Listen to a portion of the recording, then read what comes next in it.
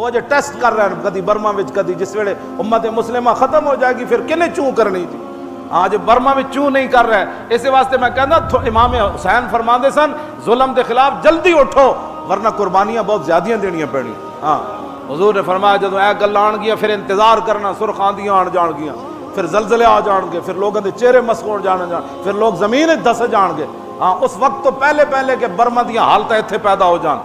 हाँ वो बड़ा बेनियाज है। हाँ जड़ा दीन नाल गद्दारी करे वो फिर यमन वाले कदी ऐसी कि इंज हो जाना है। मैं खुद शाम हो के आया हलब एहो जी तरक्की दे मैं वहां उत्थे मनाजिर देखे लेकिन मैं जो पहाड़ उत्ते चढ़िया तो मैं पूरे हलब जड़ा वो डिशां नाल छते हुआ नजर आया। मैं पूछा यार ये छत डिशां दी आउंदी उन्होंने नहीं सी पता सी डिशां सदा वेखणियां लेकिन अज हलब एक मकान नहीं बचा। मैं कहा यार मुसलमान इतने बेशरम हो गए। वो कहने लगे थे जी गल ना करना गिरफ्तार हो जाओगे। मैं कहा यार ये कोई गिरफ्तारी वाली बात ये बेहया